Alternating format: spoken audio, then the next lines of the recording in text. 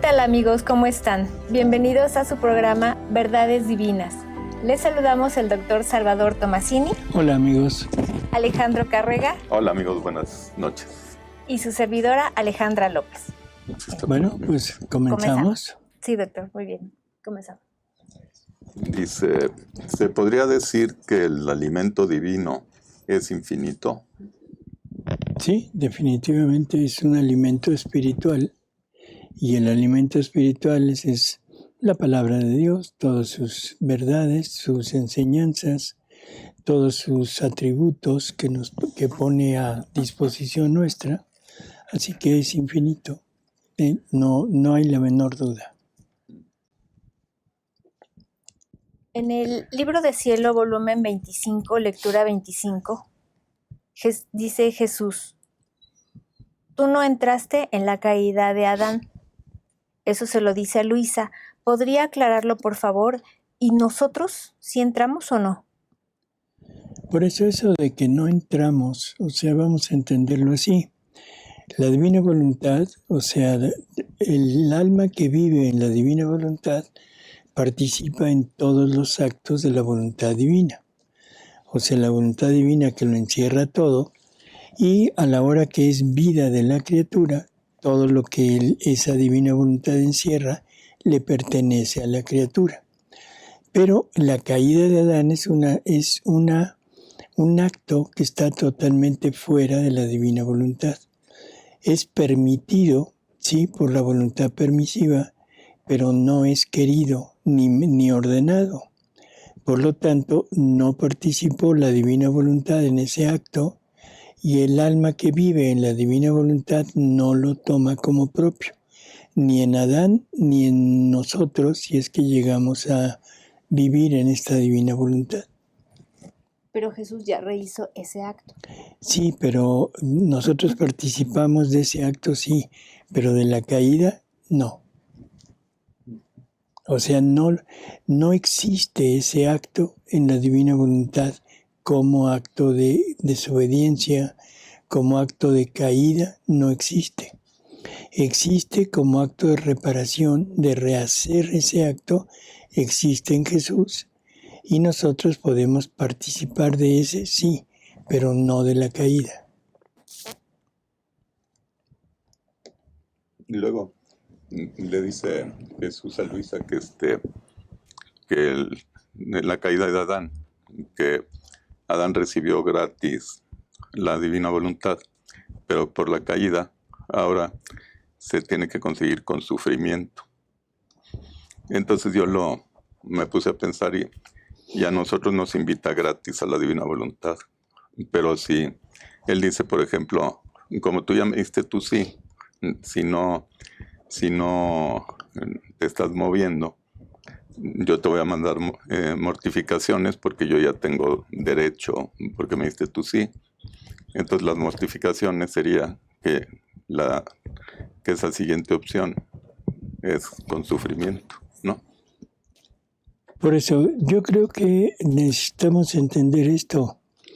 Entrar en la divina voluntad, aunque es un don, pero implica sufrimiento. Sí. Aceptarla, porque implica la renuncia a todo lo nuestro. Uh-huh. Y ahí es en donde está el sufrimiento. O sea, no es un sufrimiento físico, sino es el sufrimiento de la renuncia. Por lo tanto, siempre es sufrir, que es quitar lo propio. Sí. ¿Sí? Así que decir, el que no quiera sufrir no entrará en la divina voluntad. Uh-huh. Dice, estuvo Judas en la cena eucarística. Dicen historiadores que se fue después de la cena legal. Bueno, hay un historiador que se llama Jesús de Nazaret, que dice que sí estuvo e incluso recibió la Eucaristía, y Jesús tuvo que reparar por ese acto. Y nos narra, o sea, el hecho de tener que entrar en aquella alma donde el demonio ya lo tenía como propiedad, ¿sí? Así que vamos a creerle mejor a este historiador. Sí. En el libro del cielo, volumen 10, cuando Jesús habla de la necesidad de crear las casas de reunión de sacerdotes, ¿se refiere a lo que hoy conocemos como los seminarios? ¿Así? Sí. No, o sea, mire, el seminario es la escuela en donde las personas van para estudiar y lograr salir como sacerdotes. Las casas de reunión que Jesús decía, eran casas donde los sacerdotes vivieran, ya sacerdotes que vivieran en comunidad entre ellos, y que eso iba a ayudar en varias formas. Lo primero, quería que se alejaran de las familias. O sea, quería que las familias se quedaran totalmente a un lado en la vida de los sacerdotes para que no tuvieran esa preocupación y ese interés de estar viendo por la familia, y que se traduciría en cierta forma en un desinterés de las cosas de Jesús, lo primeritito. Y lo segundo, un interés en la cuestión económica para poder solventar las necesidades de la familia. Aparte, era la cosa de, si se quita eso, se quita el afán de obtener más, querer más, y esa sensación de competencia entre los sacerdotes, de decir yo logro esto, yo tengo esto de más. Entonces esa era la idea de estas casas, y sobre todo que se ayudaran entre ellos a, ¿cómo diríamos?, a progresar en la parte espiritual, a entender más, a ser más espirituales. Esa era la idea, pero no tiene nada que ver con los seminarios. Dice, ¿es verdad que los escritos de Luisa Picarreta están prohibidos por el Vaticano? No sé de dónde viene esta idea, pero no están prohibidos. La causa de beatificación de Luisa sigue en pie, sigue en progreso, así que no es verídico, ¿sí? Doctor, ¿cuál es el modo correcto para dar a conocer las horas de la pasión en una hora santa en un lugar donde se desconocen totalmente? Bueno, yo creo que si obviamos el hecho de hablar de las horas de la pasión de Luisa Picarreta, o sea, con eso se quita cualquier posibilidad de duda, de crítica, en fin. Llegar y leer la hora de la pasión, la que toque o la que ustedes quieran, sin decir exactamente de dónde viene.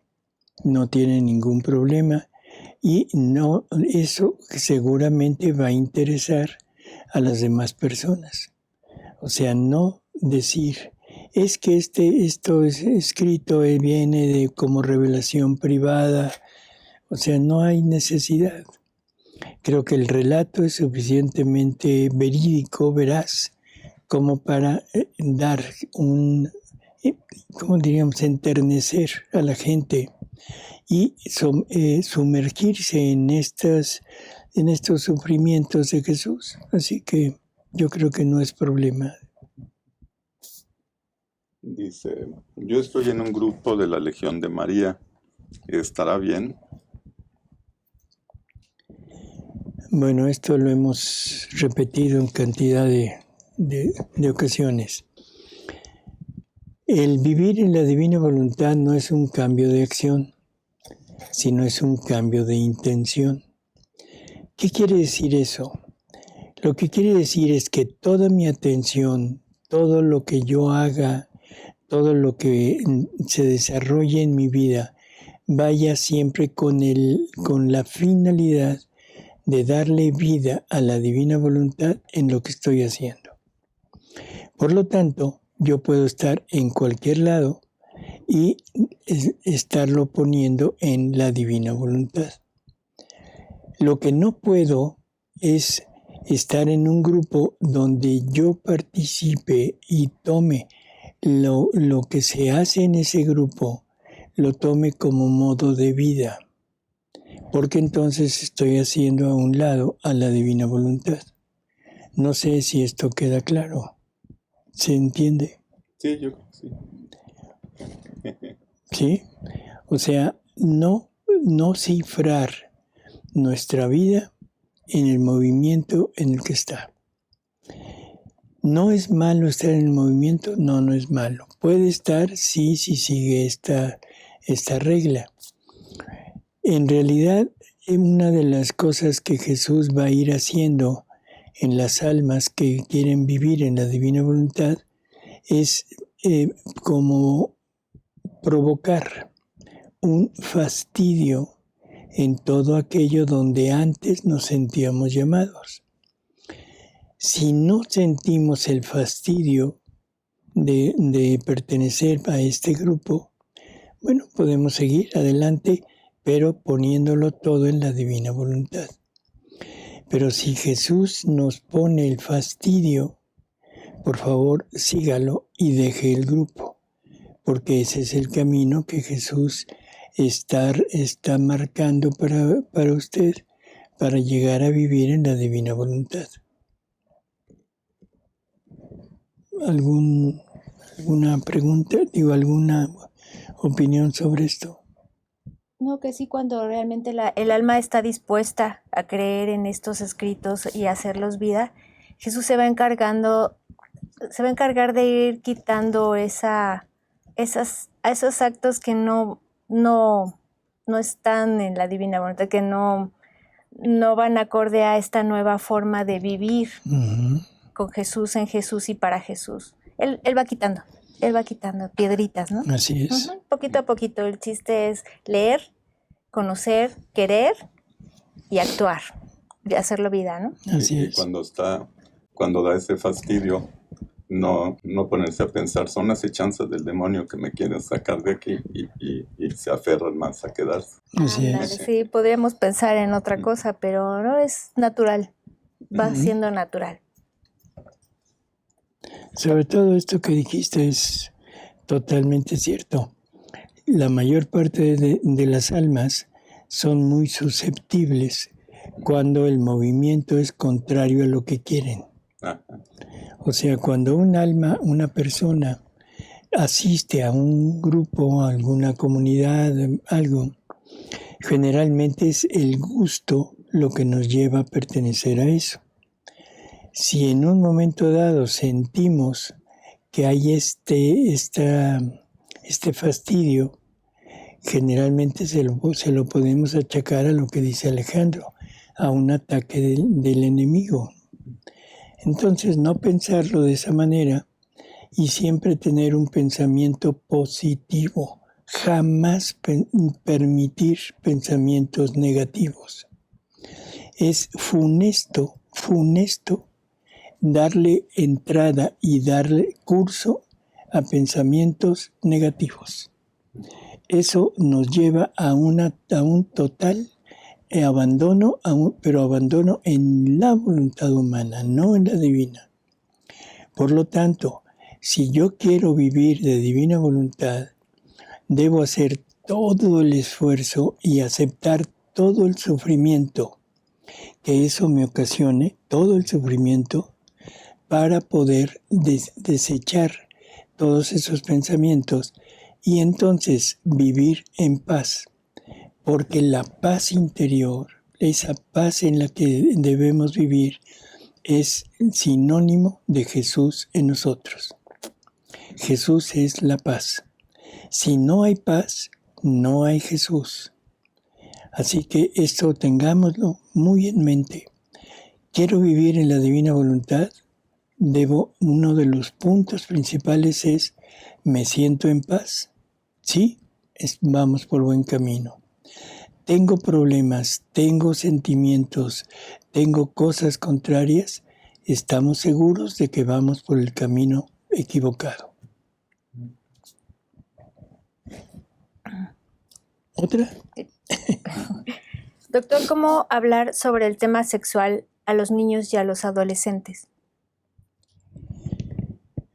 Esto se ha vuelto un verdadero problema porque es producto de todo lo que está pasando, de esta degeneración de la familia humana, en donde cada día es más necesario poner en alerta a los niños, sobre todo por esos depredadores, que no se les puede llamar de otra manera, que tratan de satisfacer sus miserias, sus instintos, pero instintos y miserias totalmente distorsionadas. Entonces, definitivo, es conveniente hablarles de esto. ¿De qué manera? Bueno, yo creo que esto hay que irlo adaptando. No se puede hablar a los niños como se pretende ahora en nuestro sistema educativo. Una cosa es hablar de sexo y otra cosa es mostrar el sexo explícito. No, eso definitivamente no, porque lleva a la tentación y lleva a tratar de llevarlo a la práctica. ¿Cómo irles hablando? Enseñarle al niño que se debe respetar, que su cuerpo es de él, que nadie puede tener acceso a él. O sea, y poco a poco, dependiendo del avance del niño y de la edad del niño, ir hablándole un poco más sobre lo que es la maternidad, cómo es que se lleva a cabo la maternidad, lo que Dios quiere en cada uno de nosotros. En fin, irle explicando cuál es la finalidad del sexo. Pero es paulatino, no es así abierto. Y sobre todo, tener mucho cuidado con ellos. O sea, desafortunadamente en la actualidad esto sucede, estos abusos, incluso dentro de la familia. No sé hasta dónde llega la animalidad de estas personas, porque no es otra cosa más que una animalidad. O sea, Jesús nos habla y nos dice que cada vez somos más super animales o super demonios. Y efectivamente, ¿dónde queda esta parte, como digamos, sublime de lo que es el acercamiento, hablando sexual, con la finalidad que Dios ha planeado? ¿Dónde queda cuando lo único que llevamos a cabo es la finalidad de un placer, pero de un placer totalmente enfermizo? Porque no es un placer compartido, es un placer que se lleva a cabo infringiendo dolor, infringiendo un daño, y eso es lo que les ocasiona placer. Qué poco entendimiento de lo que es una relación, de lo que es un placer, pero un placer no nada más orgánico, no nada más desde el punto de vista físico, sino que debería ser un placer que se tradujera sobre todo espiritual y moralmente, y no nada más en la parte carnal. ¿Cómo puedo ayudar a las almas del purgatorio? Bueno, en la divina voluntad tenemos la oportunidad de tener acceso al purgatorio abiertamente. Tenemos la posibilidad de tener a nuestro alcance la vida de Jesús, el amor de Jesús, los sufrimientos de Jesús, las llagas de Él, todo lo que Él hizo por todas las almas. Y lo tenemos como propiedad. Eso es algo que es increíble. Entonces, como propiedad y teniendo ese camino abierto hacia el purgatorio, podemos llevar estos sufrimientos, estas llagas, esta sangre de Jesús, este amor de Jesús a las almas directamente.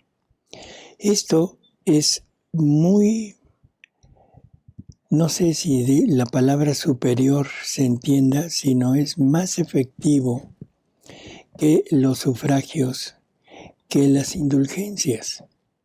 O sea, porque aquí es directamente todo el sufrimiento, todo lo que Jesús realizó es aplicado al alma. Así que esta es la mejor manera de poder ayudarlas. La divina voluntad. No, mejor se la dejo a Alejandro. Doctor, ¿Por qué? es que la otra mejor se la digo yo, porque mire, dice, doctor, ¿cómo hago como madre aceptar la voluntad de Dios en el sufrimiento de ver a mis hijas tomando cada vez más malas decisiones que las aparta más de la voluntad de Dios? ¿Esto es un apego? ¿Aceptar la voluntad de Dios en el sufrimiento de ver a mis hijas tomando cada vez más malas decisiones que les aparta más de la voluntad de Dios? Apego, esa es la palabra. Sí, esa es una palabra, apego. Ajá. El apego, o sea, es algo que es humano, que no depende absolutamente de ningún sentimiento, sino es, no depende de los sentimientos que de la palabra. Vamos a ver a Jesús y a nuestra Madre Santísima y vamos a pensar cómo toleran que todos nosotros estemos cada día más apartados de ellos, más apartados del camino correcto que deberíamos de seguir. ¿Por apego a nosotros? No, por amor a nosotros. Entonces, ¿cómo debería de esta persona de ver esto? Primero, sentir ese martirio del amor hacia las hijas. No. A las hijas en forma material, sino debería ser amor a las almas de las hijas que están en camino de probable perdición.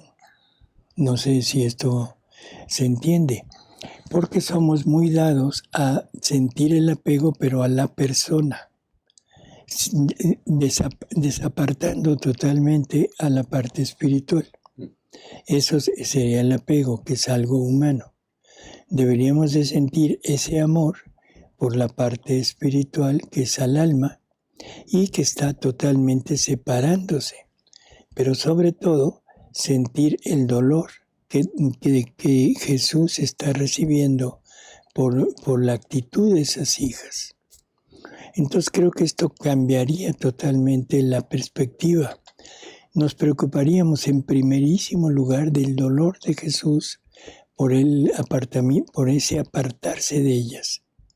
Y en segundo lugar, estaríamos compartiendo con Jesús el dolor por el mal camino que llevan, y eso nos obligaría a sufrir cada vez con mayor intensidad, ofreciendo ese sufrimiento como lo ofreció Jesús por la salvación de las almas.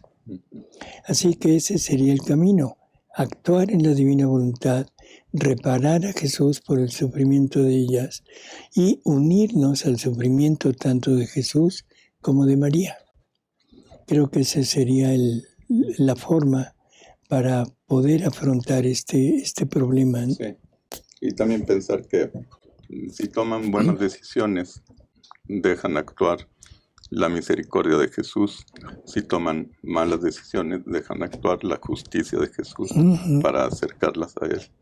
Así es. Solo cuando uno no se mueve ni a la izquierda ni a la derecha es cuando Jesús no puede actuar mucho con los tibios. Así es. Entonces, pues adelante.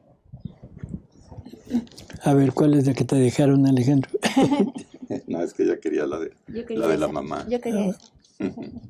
La divina voluntad ayuda a salvar el alma, no a quitar el sufrimiento. Exactamente, o sea, vamos a entender que, y lo hemos repetido en muchas ocasiones, la divina voluntad no es un remedio para las situaciones negativas de nuestra vida. La divina voluntad es el modo como debemos afrontar estas situaciones. Entonces, ¿cómo debo afrontar una situación conflictiva, negativa, que me haga sufrir. Simplemente poniendo a la divina voluntad en cada acto de sufrimiento, de abandono, de pérdida, dándole vida a la divina voluntad en ese acto. Eso no es remedio, eso es vivir en la divina voluntad. Y ahora parece que me contradigo, pero si lo hacemos de esta manera, eso me brinda paz y tranquilidad. Por lo tanto, resultaría como un remedio, pero no buscado como tal. Porque muchos sacerdotes dicen que los libros escritos de Luisa Picarreta no vienen de Dios, que fueron alterados o que no son de inspiración divina. ¿Qué responder ante estas acusaciones? Porque a lo mejor está hablando de libros que escribió Luisa Picarreta. Esto los escribió Jesús. En las manos de Luisa. Pues, sí. A través de las manos de Luisa. Bueno, lo primero es desconocimiento. O sea, una de las cosas mayores que ocasiona este rechazo es el no haber conocido, no haberse enterado y haber seguido las opiniones de otras personas. Sabemos que hay cantidad de opiniones donde se pone como negativo toda esta revelación. Simplemente yo diría, no han entendido realmente nada. No porque yo lo crea, no porque yo lo siga, sino porque es obvio.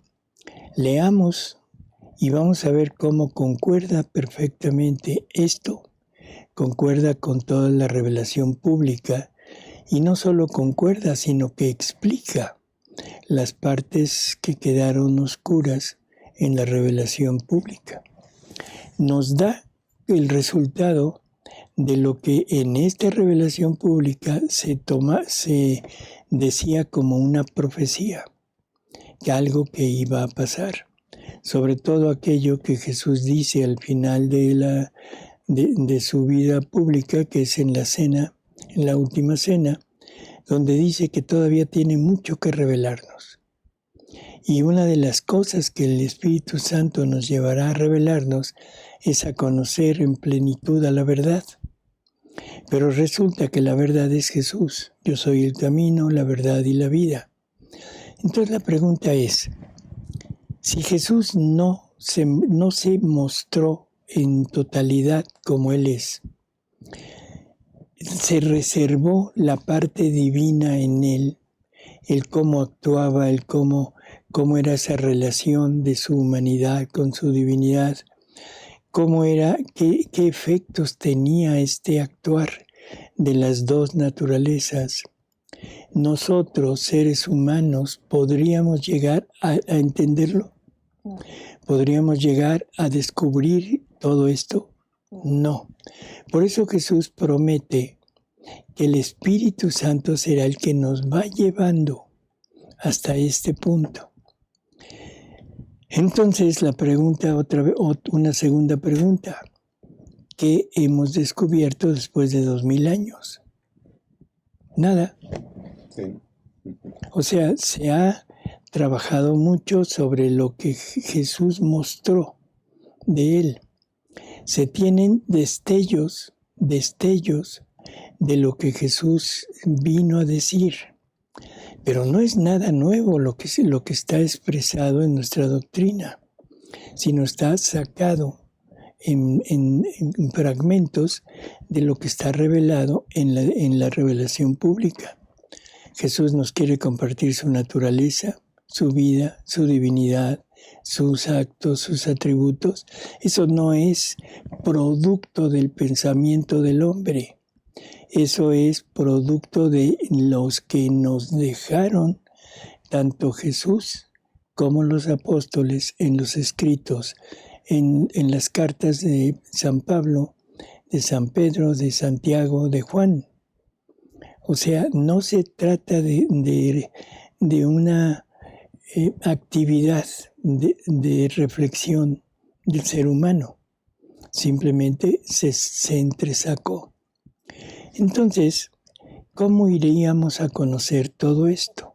Bueno, si leemos con calma, no con la finalidad de encontrar dudas, no con la finalidad de encontrar errores, no con la soberbia de decir lo voy a interpretar, ¿sí? No con esa soberbia, no con la soberbia de decir solo yo puedo hablar y solo yo puedo decir y solo yo puedo penetrar en los escritos.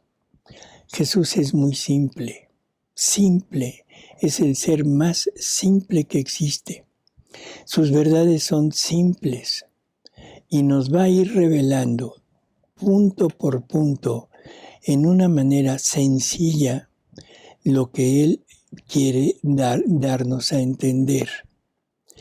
Entonces, si yo entro con el fin de ver qué dice, de encontrar la verdad si es o no es algo real, Él me va a dar la luz suficiente para entender. Pero si entro con la finalidad de encontrar dudas, de encontrar errores, eso definitivamente me va a poner un velo en que no voy a entender absolutamente nada. ¿Sí? Nada. Si no entro con esa soberbia, también esa soberbia me va a ocultar todo lo que está escrito por Jesús, que es ya no hablemos de humildad, pero bueno, la humildad suprema. Así que yo creo que ese es el problema, no querer enterarse de lo que dicen y dejarse llevar por todas, yo lo voy a decir, habladurías de la gente. Y Jesús nos da un remedio perfecto. Las habladurías, déjalas a expensas de quien las dice. Y aparte a Jesús le gusta que siempre haya contras, porque así crece más el trigo, dejando la cizaña, se crece más el trigo porque se están luchando por quién va a recibir la luz. Uh-huh. Si no, el trigo crecería chiquito. Sería un triguito. Muy bien. En la divina voluntad se puede usar esa forma en que reclaman las promesas que están en la Biblia. Dicen, yo reclamo en el nombre de Jesús tal promesa. Sí y no. Si se pone como un reclamo, o sea, en definitivo, yo creo que eso no es así. Pero si entendemos todo el contexto donde Jesús nos va explicando que una vez teniendo la divina voluntad de nosotros tenemos el derecho sobre todo lo que Él es y todo lo que Él puso a disposición de la familia humana, sí puedo reclamar en un momento dado, o sea, pero basado en el derecho que Jesús me otorga por vivir en la divina voluntad. No es el reclamo nada más así por reclamar, de decir es que necesito o merezco esto, sino es en la divina voluntad, sí.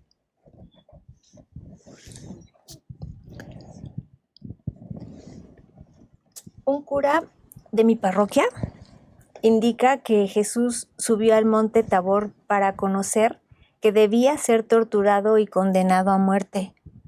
Entiendo que Jesús lo sabía, ¿es correcto? Uh-huh. Jesús empieza a sufrir en el momento de la encarnación. Jesús tiene como es la sabiduría, la inteligencia divina que ha revelado a todos los profetas, y los profetas hablan del hombre doliente. Los profetas describen la pasión de Jesús, y Jesús, la inteligencia divina, no lo sabría. Esa inteligencia divina de Jesús encarnado en María, que empieza a sufrir las pasiones del amor y del pecado, y que las va a sufrir toda su vida, o sea, hasta el último instante en donde viene la pasión del hombre, o sea, no lo sabría. No, Jesús lo sabía desde toda la eternidad, no desde el momento que vino a este mundo, sino desde toda la eternidad. El Verbo eterno se encarna para eso, ¿sí? Y le comunica a su humanidad todo lo que tendrán que sufrir para rehacer al hombre.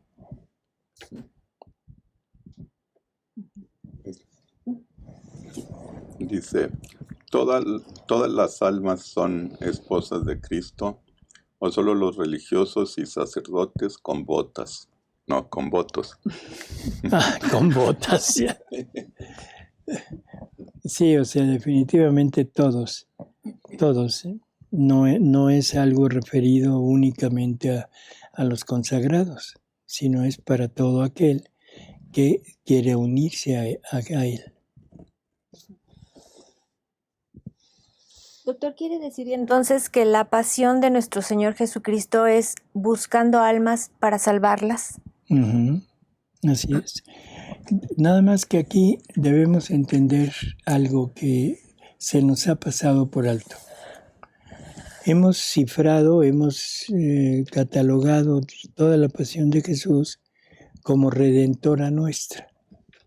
O sea, viene a redimirnos a nosotros para nosotros poder acceder nuevamente a esa cercanía con la divinidad y al final de nuestra vida poder llegar a ese lugar donde gozaremos de la presencia de Dios.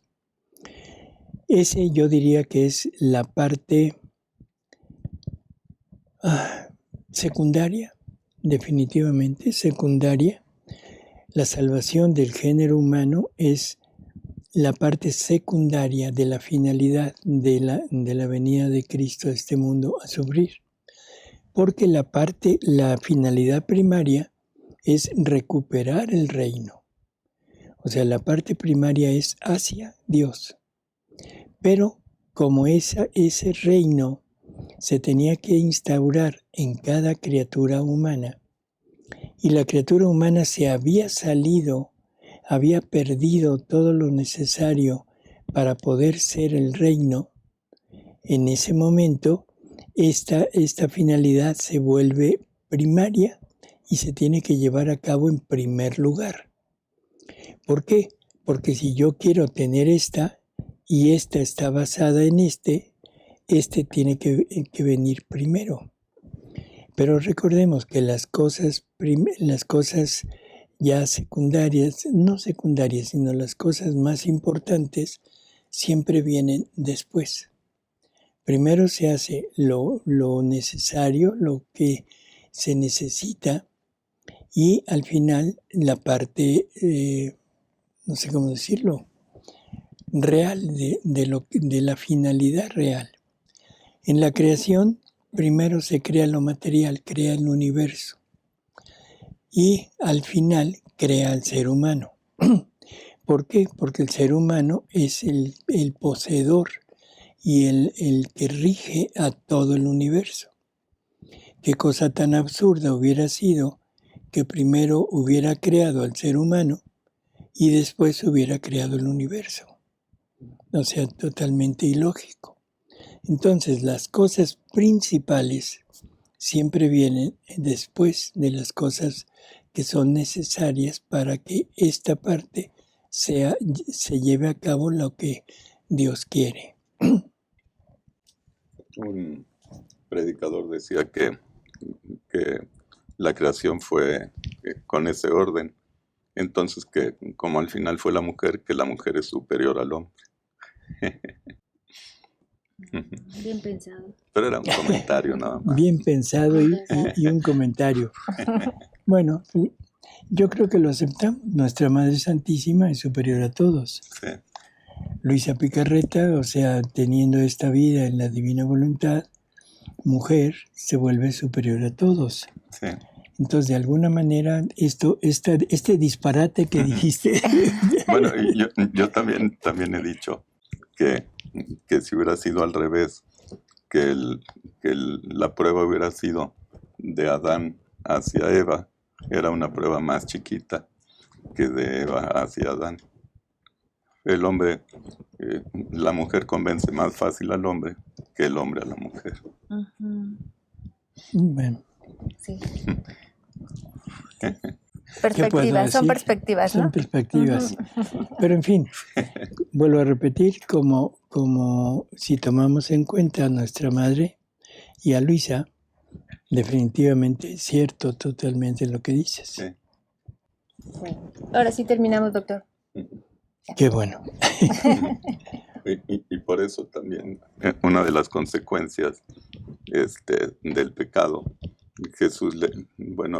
Dios le dice a la mujer, tendrás que seguir al hombre, ¿no? Que el hombre Él va a será tu dominar. cabeza. algo así. El hombre Ajá. te dominará. Y es como castigo, como diciendo, él no te tendría que dominar, pero como te portaste mal, ahora sí te va a dominar. Qué bueno que me dices para llevarlo a cabo. No sabíamos eso. Bueno, pues amigos, gracias por haber estado con nosotros. Les agradecemos a Alejandra, Gracias, doctor. a Alejandro, que por fin regresa con Gracias, nosotros, Ale. Gracias, doctor. Gracias. a Paris A ustedes. y sobre todo a ustedes, amigos. Muchas gracias, amigos. Buenas noches, que descansen. Gracias, amigos, y les agradecemos a quienes nos han escrito desde Quintana Roo, Costa Rica, Chihuahua, Texas, Carolina del Norte, Perú, España, Manzanillo, Honduras, Jalisco, Acapulco, Brasil, Venezuela, Colombia, Querétaro, Monterrey, Cancún, Toluca, Hidalgo, Tlaxcala, Estado de México, Uruguay, Israel, Argentina, Chihuahua, Ecuador, San Luis Potosí, El Salvador, California, Londres, Chile, Sonora, Arizona, Michigan, Paraguay, Michoacán y Ciudad de México. Y el resto del mundo. Gracias, amigos. Hasta la próxima. Hasta luego.